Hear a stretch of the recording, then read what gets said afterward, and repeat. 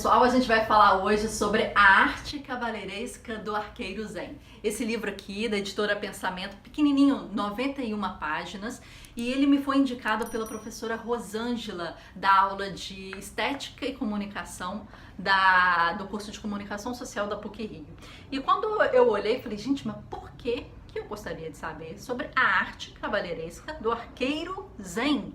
Eu não gosto de arco, não gosto de flecha, não faço essa atividade. Só que ela era uma ótima professora e assim como acontece com ótimas pessoas de referência para você, eu olhei aquilo e falei assim, não, então eu vou dar uma chance. Eu comprei e levei para o meu intercâmbio que eu fiz pela PUC em 2005, a caminho de New Orleans. Eu lia numa van cheio de alunos, estudantes, gritando e berrando, e eu lendo esse livro em 2005, Caminho de New Orleans, antes de Katrina. E o diferencial desse livro é o seguinte: em vários livros que tratam sobre o Zen oriental, eles falam sobre a teoria, né? Eles falam sobre conceitos, sobre o histórico. E esse foi o primeiro que eu vejo que fala realmente sobre o Zen oriental na prática. Ele utiliza a atividade do arqueiro, né, do arco, da flecha, dessa atividade que não tem um cunho meramente esportivo, né? Aqui o cunho é puramente filosófico, né, introspectivo. E esse é o diferencial desse livro, por isso que ele me pegou tanto. E é daqueles livros que você tem poucas palavras, você lê em poucas palavras, mas você tem um conceito muito grande. Aqueles livros que você lê uma frase, aquilo bate, você tem que deixar o livro e você tem que pensar, você tem que deixar aquilo internalizar. Esse é esse tipo de livro. Então, o autor, ele se chama Eugen Herrigel. Ele é alemão, de 1885, e ele era professor e filósofo e se mudou com a família aos 39 anos para o Japão para que ele pudesse aprender o Zen e dar aulas lá, né? E aí ele entrou numa aula com um mestre e foi fazer as aulas de arco e flecha. E ele demorou 4 anos para aprender a atirar com arco e flecha. E alguns ensinamentos aqui desse livro são essenciais. E eu fiz várias anotações, não sou de anotar em livros, mas eu risquei o livro todo. Fiz várias anotações e aí na última página eu fiz um resumo na época, naquela van, de todos os pontos e bullets que eu tinha visto de interessantes nesse livro. E o primeiro ponto que eu quero colocar para vocês, que eles colocam aqui, que é a importância de você ter um mestre na sua vida. Mas não um mestre qualquer, um mestre que já tenha percorrido o caminho e já tenha chegado no seu objetivo, que seja realmente uma referência, um mestre com credibilidade, notoriedade e um histórico por trás, porque ele vai te guiar. Ele vai te dar caminhos que você às vezes vai te dar um shortcut, vai te dar um atalho que você precisa, vai te poupar tempo, mas tem que ser um cara bom, tem que ser realmente um mestre. O segundo ponto que ele coloca, que eu anotei aqui de interessante, é a necessidade do tempo e do processo.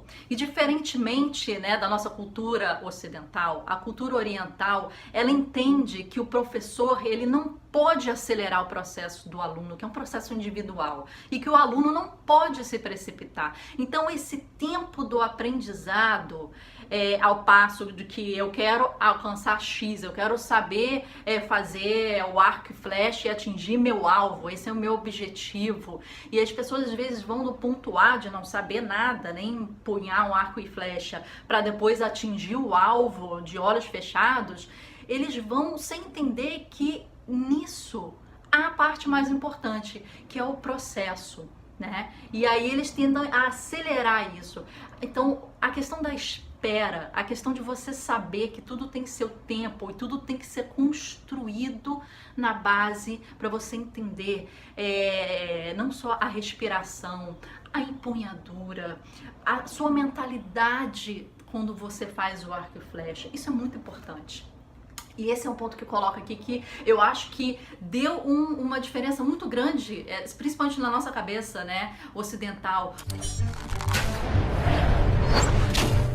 O Angel, ele demorou 4 anos, como eu te falei, para aprender a fazer esse arco e flecha. E não é que ele demorou 4 anos para atingir o seu alvo. Ele atingia o alvo, e atingia várias vezes. E ele falava, olha, atingir. E o mestre falava, não, está errado. Ele, mas eu atingi o meu alvo. Esse era meu objetivo. Ele, não está perfeito.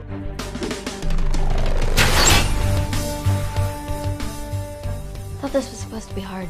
This is the warm-up. Ready? Sua respiração não estava perfeita, a sua empunhadura não estava perfeita, a sua mente não estava ali. Porque o que o mestre falava é que quando você atira, você na verdade, você quer se atingir. E ele chama isso de satória, como se fosse uma sabedoria transcendental, que no caso do Zen é uma sabedoria cotidiana. É você saber se entender, na verdade. O alvo é você. Né? Então ele fala uma frase muito interessante que me chamou a atenção, que é assim, nessa sabedoria cotidiana, quando você está com fome, come. Quando você está com sono, durma. E você tem que, isso é você se entender, é você entender seu corpo, sua mente, as suas necessidades, né, como ser humano. E na verdade hoje em dia a gente come sem ter fome e a gente come sem comer, na verdade, algo realmente nutritivo, algo realmente bom pro corpo, a gente se empanturra e a gente dorme sem ter sono e a gente, no sentido de, né, ficar no automático, e a gente dorme, na verdade, sem dormir. Um sono bom. Então a gente mistura esses conceitos. O terceiro ponto que ele fala é a necessidade de uma cerimônia, de um processo, de uma preparação. E aí cada esportista, cada artista, cada pessoa que queira atingir o seu ser tem um processo diferente. E ele fala que o mais alto grau, né, de um estado espiritual para o artista é quando se conjuga, é quando se mescla o material com o espiritual, o artesanato com a arte, a preparação com a criação. E aí você tem nessa preparação a parte mais importante para você chegar ao objetivo. Ele comenta da importância que o mestre dava à respiração. E ele fala que ele treinava a respiração e o mestre fala, não está certo, está errado. A cadência, o fluxo, o inspirar, o tempo de expirar, que você conjuga com a ação do arco e da flecha. E ele não conseguia entender, ele fala, mas eu estou respirando, eu estou fazendo certo. E depois de algum tempo de muita respiração, que parece que é uma coisa nata da gente, né? A gente já nasce respirando, parece que é uma coisa muito fácil, mas não é. E ele falou, parecia que quando eu cheguei a um nível de respiração que era o ideal perante ao meu mestre, parecia que algo estranho acontecia, que eu não respirava, mas que eu era em si respirado. A quarta coisa foi engraçado, porque você pensa que quando você chega num objetivo, você vai receber aplausos, né? Você vai receber, poxa, gratificações, tapinha nas costas. E aí, finalmente, o Angel conseguiu. Ele fez um tiro perfeito. Ele fez um tiro perfeito. E aí o mestre falou assim, faz de novo. E aí ele fez perfeito de novo. Aí o mestre, faz de novo. Aí ele fez perfeito de novo. E aí o mestre, ele chegou e falou pro mestre, mas você não vai me congratular? Você não vai? Eu consegui, finalmente, depois de anos, eu consegui. E aí o mestre fala, eu congratulo algo que aconteceu através de você. Você é um puro instrumento. Esse algo que aconteceu que é o importante. E aí tem uma passagem aqui no livro muito interessante, porque ele fica muito intrigado com isso, né? O Angel. E ele falou assim, vou ler uma passagem aqui para vocês. E assim voltamos a recomeçar desde o princípio, como se todo aprendizado tivesse sido inútil até então. Continuava impossível para mim permanecer sem intenção dentro de mim. Você limpar, né, a cabeça, você limpar seus pensamentos, você tá 100% presente ali, né, como se fosse possível escapar de um caminho por demais viciado. Até que um dia eu perguntei de novo ao mestre: como o disparo pode ocorrer se não for eu quem o fizer acontecer? Aí o mestre respondeu: algo dispara. Já ouvi as suas respostas outras vezes. Modifico, pois, a minha pergunta para ter uma resposta plausível. Como posso esperar pelo disparo esquecido de mim mesmo, se eu não posso estar presente? E aí ele fala: algo permanece na tensão máxima. E o que é esse algo, mestre? O que é isso que você quer que eu faça? E ele fala: quando o senhor souber a resposta, não precisará mais de mim. E se eu lhe der essa pista, poupando da experiência pessoal de conquistar, serei o pior dos mestres, merecendo ser dispensado. Por isso, não falemos mais, vamos praticar.